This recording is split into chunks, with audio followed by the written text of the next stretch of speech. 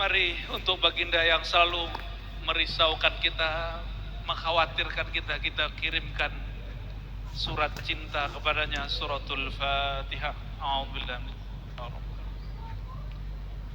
Iyyaka na'budu wa iyyaka nasta'in shiratal mustaqim. Ghairil maghdubi 'alaihim waladdallin. Amin. Nyampe enggak Fatihahnya? Yakin enggak? Beneran? Kalau ada orang bilang nggak sampai, mungkin karena dia nggak lihat. Kalau nggak lihat, tanya sama ulama yang tahu ilmunya. Nggak usah ulama aswaja, kalangan Ahlus Sunnah, Asy'ariyah, Maturidiyah, Syafi'iyah. Tanya sama orang yang bukan Syafi'i. Seperti Syekh Ibnu Taimiyah, Imam Salafi. Tahu Imam Salafi? Kita kan nggak berantem mereka. Mereka aja yang membid'ahkan maulid. Kita kan nggak pernah ya membid'ahkan kajian mereka. Ada yang membid'ahkan pengajian? Nggak ada. Maka kita juga nggak mau dibidah-bidahin maulid kita. Syekh Ibnu Taimiyah dan muridnya Ibnu Qayyim. Ada lagi murid-murid yang lain masih banyak. Mereka sepakat mengatakan bahwa membaca Quran atau contohnya Al-Fatihah sampai kepada orang yang kita tuju, baik dia hidup ataupun mati. Wabil khusus yang sudah wafat. Kalau nggak percaya, Bapak Ibu yang bisa bahasa Arab cari kitab Ar-Ruh. Oh, kabar gembiranya, kitab itu sudah diterjemah. Di situ kata Ibnu Qayyim, ini yang ngarang kitab Ar-Ruh siapa? Ini yang bikin saya tetap jadi aswaja, nggak pindah-pindah manhaj saya. Kenapa? Imam Ibnu Qayyim mengatakan, saya sebutkan di sini beberapa dalil saja. Saya hitung 29 dalil bahwa amal orang hidup sampai ke orang yang sudah wafat. Berapa dalil yang dia sebutkan? Ini imam siapa? Bukan Imam Syafi'i loh. Bukan Syafi'iyah, bukan Imam NU, bukan Imam Muhammadiyah, bukan Habaib juga, itu bukan. Yang berkata siapa? Syekhul Islam Ibnu Qayyim. Ibnu Qayyim. Sering lihat di tepi jalan nggak ada tulisan Tibbun Nabawi? Sering lihat? Itu diambil dari judul kitab beliau, Tibbun Nabawi. Mungkin nanti bakal ada nanti klinik Ar-Ruh gitu. Tempatnya nanti orang rukyah-rukyah nanti kali ya. Jadi Imam Ibnu Qayyim pun yang dia bukan aswajanya, beda sama kita, meyakini bahwa bacaan Fatihah sampai. Jadi kalau kirim Fatihah ke Nabi sampai, orang tua sampai. Tapi kalau ada orang nggak yakin, boleh nggak?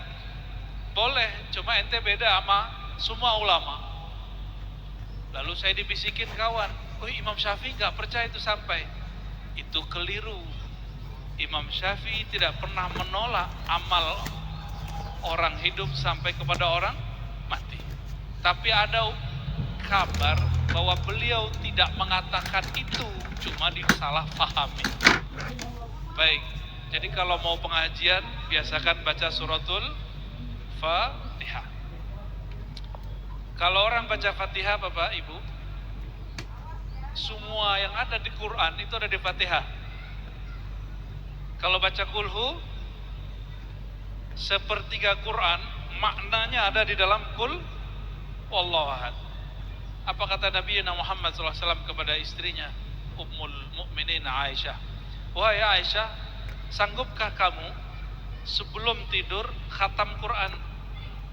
Kata Sayyidah Aisyah, mana mungkin wahai baginda. Lalu Nabi SAW mengatakan, maukah kamu aku ajarkan? Lalu Sayyidah Aisyah, tentu. Qul huwallahu ahad sulusul Quran. Membaca surat kulhu Al-Ikhlas itu sama dengan sepertiga. Bacalah 3 kali sebelum tidur, sama dengan khatam sebelum tidur. Mau malam ini baca ya, sebelum tidur baca kulhu 3 kali. Rasakan Pak, nanti tidurnya lebih nikmat. tidur itu jangan lagi sibuk megang handphone. Jangan sibuk lagi nonton YouTube, walaupun YouTube saya yang ditonton atau ustadz satu lagi. Tapi kalau mau tidur, karena tidur itu saudara mati, khawatir nggak bangun-bangun, maka sebelum tidur peganglah surat kulhu, pegangnya pakai kolbu, baca Bismillahirrahmanirrahim, Qul huwallahu ahad sampai akhir. Ya.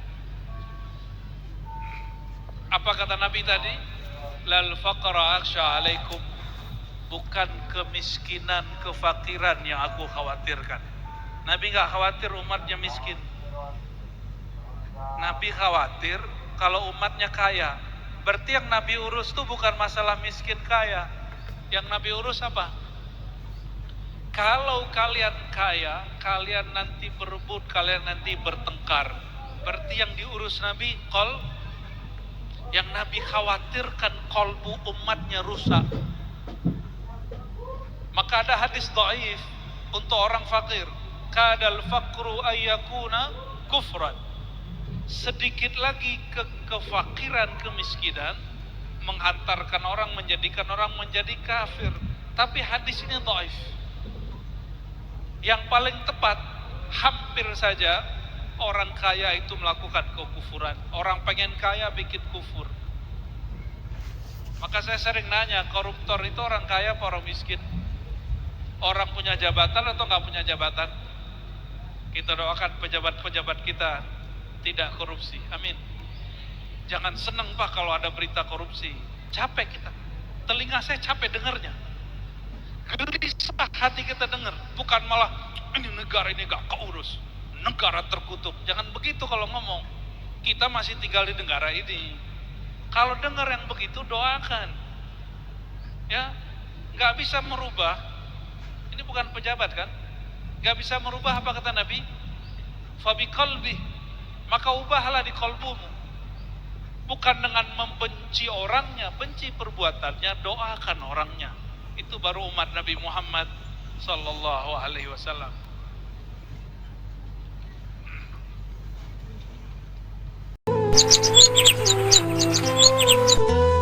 Bismillahirrahmanirrahim. Mari untuk baginda yang selalu merisaukan kita, mengkhawatirkan kita, kita kirimkan surat cinta kepadanya, suratul Fatihah. A'udzubillahi Iyyaka na'budu wa iyyaka nasta'in, shiratal mustaqim. Ghairil maghdubi 'alaihim waladdallin. Amin. Nyampe enggak Fatihahnya? Yakin enggak? Beneran? Kalau ada orang bilang enggak sampai, mungkin karena dia enggak lihat. Kalau nggak lihat, tanya sama ulama yang tahu ilmunya. Nggak usah ulama aswaja, kalangan Ahlus Sunnah, Asy'ariyah, Maturidiyah, Syafi'iyah. Tanya sama orang yang bukan Syafi'i. Seperti Syekh Ibnu Taimiyah, Imam Salafi. Tahu Imam Salafi? Kita kan nggak berantem mereka. Mereka aja yang membid'ahkan maulid. Kita kan nggak pernah membid'ahkan kajian mereka. Ada yang membid'ahkan pengajian? Nggak ada. Maka kita juga nggak mau dibidah-bidahin maulid kita. Syekh Ibnu Taimiyah dan muridnya Ibnu Qayyim. Ada lagi murid-murid yang lain masih banyak. Mereka sepakat mengatakan bahwa membaca Quran atau contohnya Al-Fatihah sampai kepada orang yang kita tuju, baik dia hidup ataupun mati. Wabil khusus yang sudah wafat. Kalau nggak percaya, Bapak Ibu yang bisa bahasa Arab cari kitab Ar-Ruh. Oh, kabar gembiranya, kitab itu sudah diterjemah. Di situ kata Ibnu Qayyim, ini yang ngarang kitab Ar-Ruh siapa? Ini yang bikin saya tetap jadi aswaja, nggak pindah-pindah manhaj saya. Kenapa? Imam Ibnu Qayyim mengatakan, saya sebutkan di sini beberapa dalil saja. Saya hitung 29 dalil bahwa amal orang hidup sampai ke orang yang sudah wafat. Berapa dalil yang dia sebutkan? Ini imam siapa?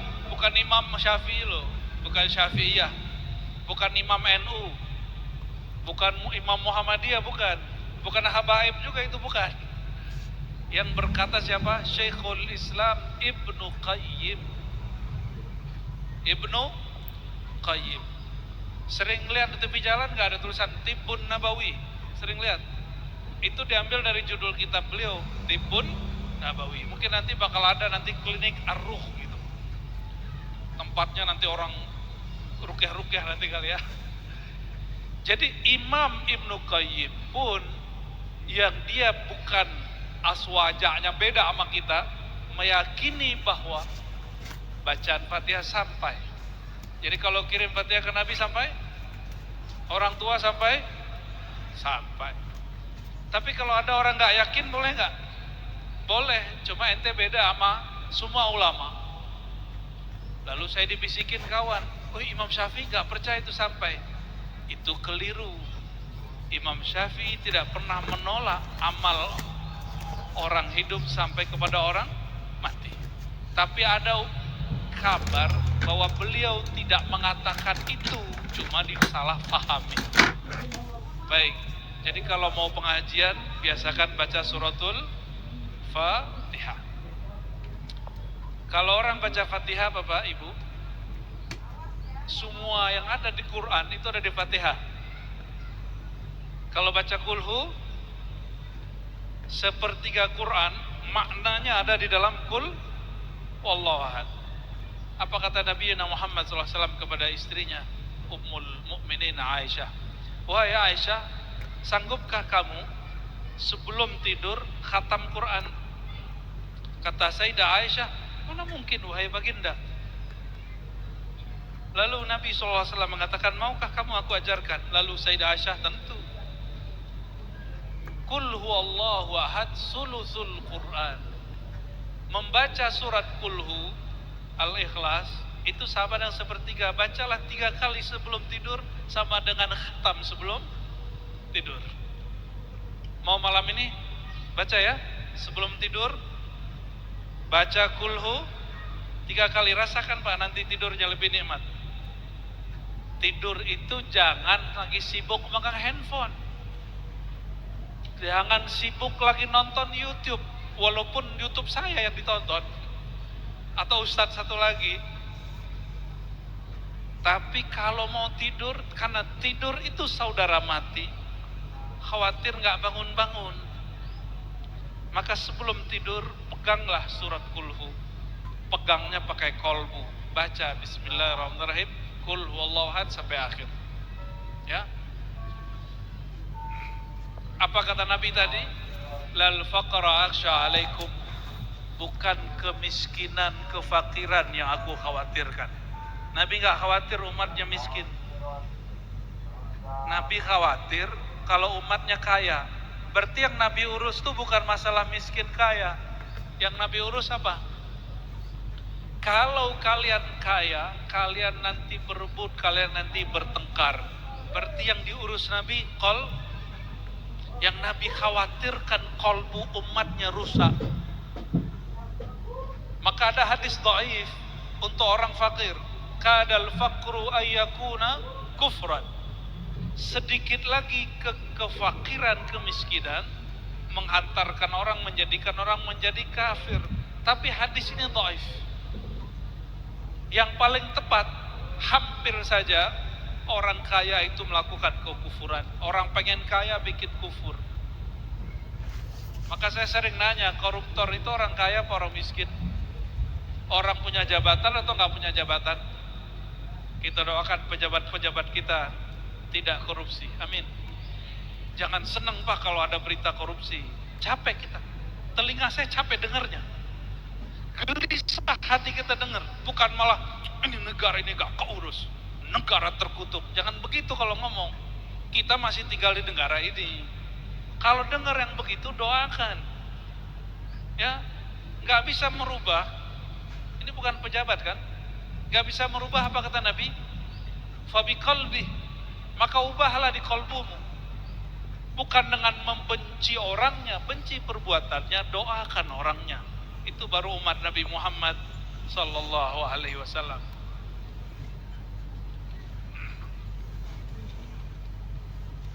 Benci sama siapa, Pak?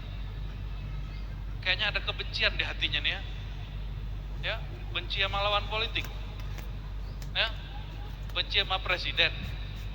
Benci sama gubernur. Ya, dia juga kenal sama bapak kok. Ya, gak usah benci-bencian. Gak senang doain baik-baik. Gak senang doain baik-baik. Ciri-ciri negeri yang berkah. Apa kata Nabi dalam hadis Sahih Muslim? Sebaik-baik pemimpin, pemimpinnya sayang sama umat bangsanya, bangsanya sayang sama dia. Pemimpinnya mendoakan rakyatnya, rakyatnya mendoakan dia. Itu sebaik-baik negara, sebaik-baik pemimpin. Pengen jadi negara kita negara terbaik atau jadi negara terburuk? Serius. Kalau kita ngelihat yang kita nggak senang dari pemimpin, kita kutuk atau kita doakan kebaikan? Kita doain semoga dia diberi petunjuk oleh Allah Subhanahu wa Ta'ala. Tentu dengan cara Allah. Sepakat? Sepakat? Apa kata Nabi berikutnya? Ya, syarrul umara, seburuk-buruk pemimpin, berarti seburuk-buruk negeri, dan bangsanya seburuk-buruk bangsa. Siapa mereka? Pemimpinnya benci sama rakyatnya, rakyatnya benci sama, nah itu negara paling buruk itu. Pemimpinnya melaknat bangsanya, bangsanya melaknat pemimpinnya. Indonesia begitu nggak? Kalau kritik, kritik aja, nggak usah pakai kalimat-kalimat yang mengotori hati. Saya sedih sekali di TV-TV sekarang orang banyak sok pinter ngomong, tapi dia menggunakan diksi-diksi bodoh, ya, kambing, ANJING, semua itu dipakai, dan dia public figure. Mau dia pro ataupun anti kepada penguasa, itu nggak ada urusan bagi saya. Urusannya ngomongnya apa? Ya, apa kata Nabi SAW? Ya, man kana yu'minu billah wal yawmil akhir falyakul khairan aw liyasmut. Ini hakikat maulid di situ. Orang bermaulid, tapi isinya kata-kata kotor, berhentiin itu maulid. Itu bukan maulid. Karena sahibul maulid Sayyidina Muhammad SAW mengatakan, siapa yang iman kepada Allah hari akhir, iman kepadaku maksudnya, maka katakan yang baik. Khairan itu lebih dari kata baik bahasa Indonesia. Khairan kata pilihan yang tepat. Kalau tidak, diam.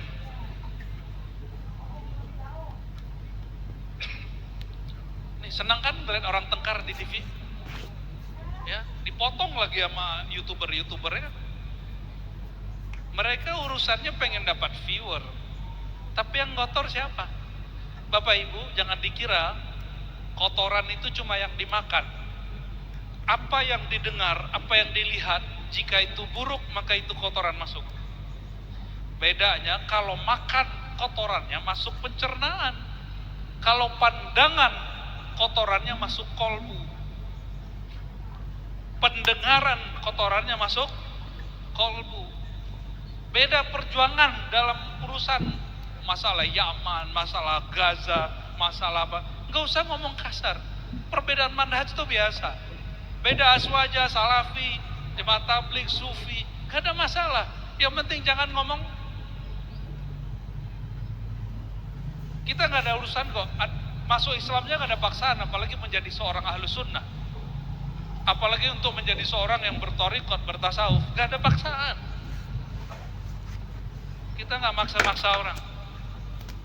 Cuma kalau ingin membuat orang ikut kita, terus menghujat orang, itu bukan ajaran Nabi Muhammad SAW. La yu'minu ahadukum. Nabi ancam lah itu. Kamu nggak beriman kecuali kamu mengatakan yang baik atau diam. Jadi indikator iman orang sempurna apa? Kata-kata dia baik. Sekarang kata-kata itu diterjemahkan lewat jari-jari. jadi status. Betul? Coba yang hari ini sudah komentar di sosial media, jujur, ya, nggak usah pakai hati aja deh, ya. Yang udah komentarnya hari ini baik atau buruk? Jawab di hati ya. Atau nonton satu kejadian, satu berita, cara nanggapinnya positif atau negatif? Apa kata Sayyidina Muhammad SAW? Hadis Sahih Muslim. Ya. Ajaban li amril mu'min. Hadis ini biasa kita dengar, tapi kok orang nggak pakai-pakai juga. Maulid hampir tiap minggu, tapi hadisnya nggak diamal-amal kan? Ajaban li amril mu'min. Sungguh hebat, sungguh aneh, sungguh unik orang beriman. Kullu amrihi khair. Semua urusan dan keadaan dia baik.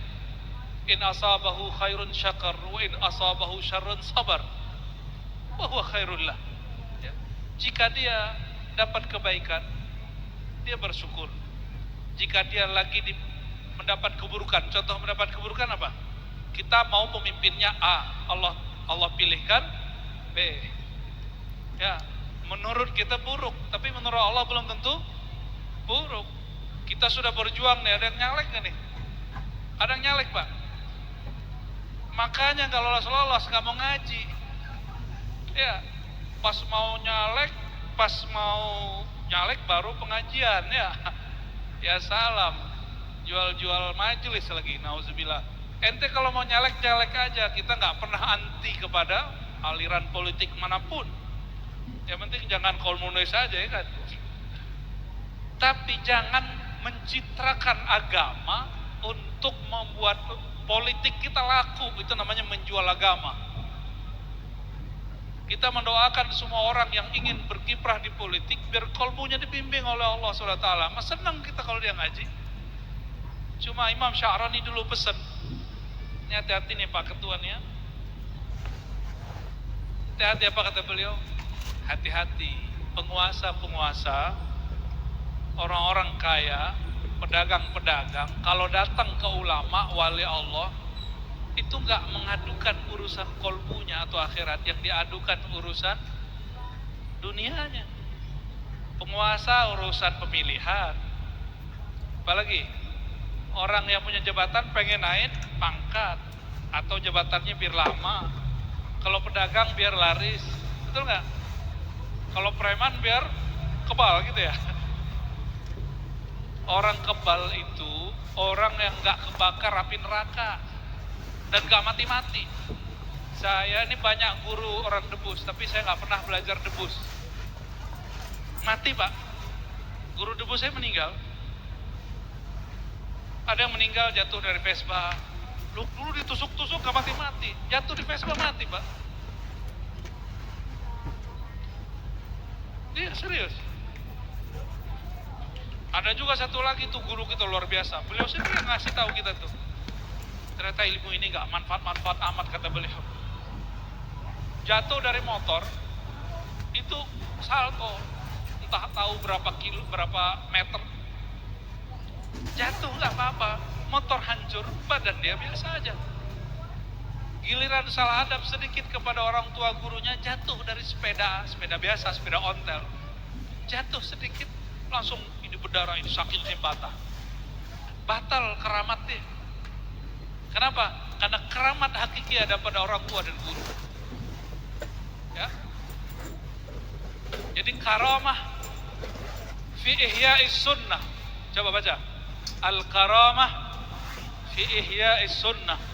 Keramat itu kalau orang menghidupkan sunnah. Sunnah hakiki, bukan hanya sunnah pakaian. Sunnah yang Nabi bawa. Innama bu'istu. Kalau yang masyhur, yang sering dibaca orang, liutammima makarimal akhlak. Kalau di riwayat yang lebih sahih, mahasinal akhlak. Itu riwayat Imam Malik.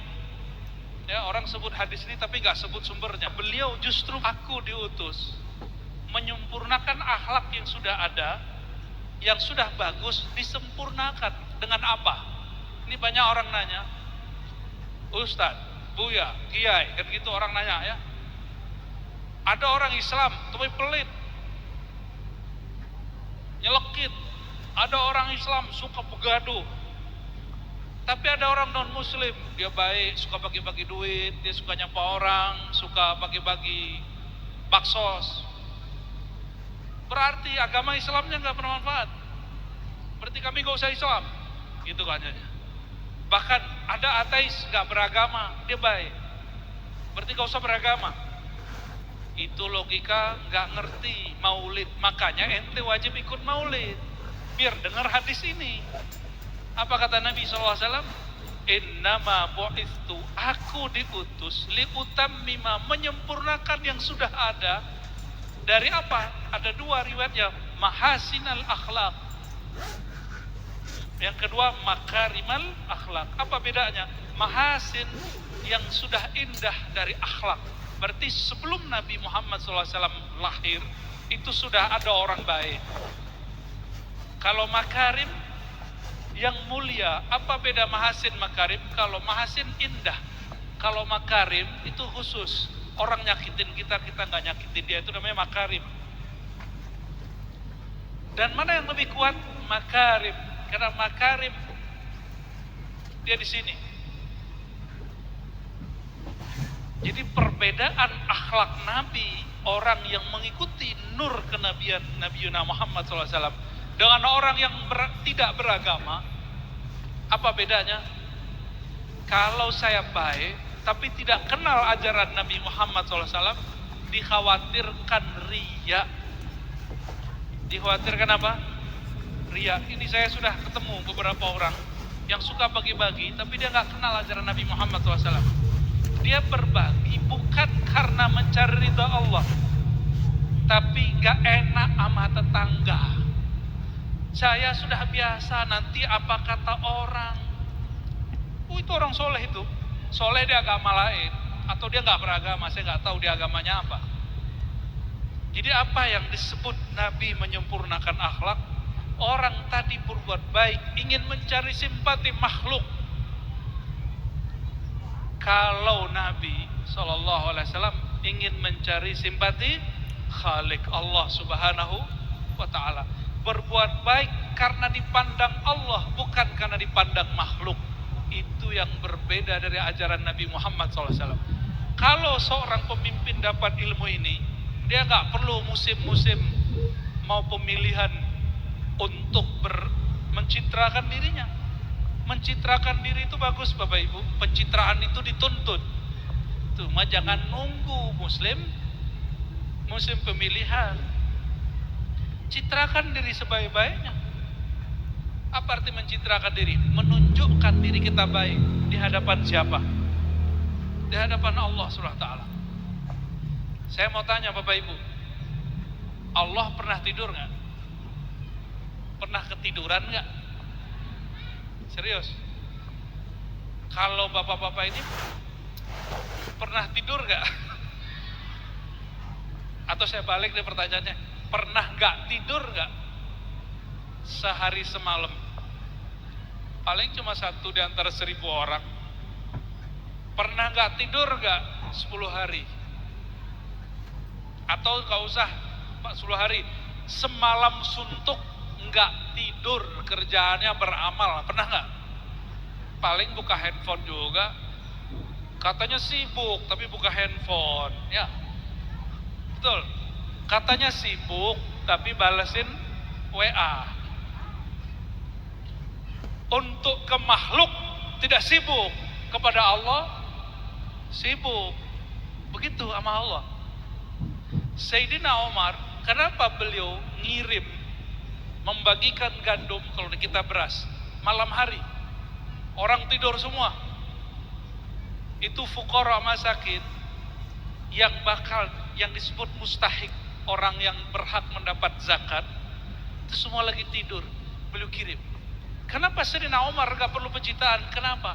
Karena dia meyakini di saat semua makhluk tidur, Allahku, Tuhanku tidak pernah tidur. Jadi kalau mau berbuat baik, nunggu orang gak? Nunggu orang? Gak usah nunggu orang. Gak usah nunggu orang lihat. Ya. Nah, ini perlu ditiru oleh pemimpin siapapun. Ya. Tenang, siapa yang maju udah ditentukan Allah kok. Belum langit bumi dicipta, sudah ditulis apa kata Allah. Allah ciptakan namanya Lauh Mahfuz dan Al-Qalam. Apa kata Allah kepada Al-Qalam? Al-Qalam, qalam itu pena, tapi ini pena nur. Apa kata Allah? Wahai qalam, uktub, tulislah. Lalu sang Al-Qalam bertanya, hadis Imam Tirmizi, apa yang akan aku tulis ya Rabb? Tulislah Bismillahirrahmanirrahim. Lalu apa lagi? Ditulislah takdir semua makhluk. Kita duduk malam hari ini di Masjid As-Su'ada, betul ya? Semoga semua yang ada di sini orang-orang yang su'ada. Su'ada fid dunya wal akhirah. Apa arti su'ada? Berbahagia. Orang yang berbahagia. Semoga bahagianya dunia dan akhirat. Amin rabbil alamin. Bahagia itu di hati atau di dompet? Di hati apa di dompet? Di dompet itu senang, farah, faraha. Kalau yang di kolbu, sa'ida, su'ada, sa'id, sa'ida yas'adu, sa'dan, fahuwa sa'idun, ya, su'ada, orang-orang yang berbahagia. Bahagia di mana? Ya, gak usah cemas Pak, mau IKN, mau apa, gak usah cemas. Kayaknya ada yang cemas gitu ya. Udah gak usah khawatir. Harusnya orang Kaltim ini bangga. Saya kalau pengen pindahin ibu kota ke kampung saya Sumatera Barat. Tapi yang dapat malah ya Kaltim. Karena pembangunan di tempat saya lama Pak. Itu tanah mau buat tol sampai sekarang belum beres-beres. Tahu kenapa? Ya saya nggak tahu juga. Allahumma sholli ala Muhammad.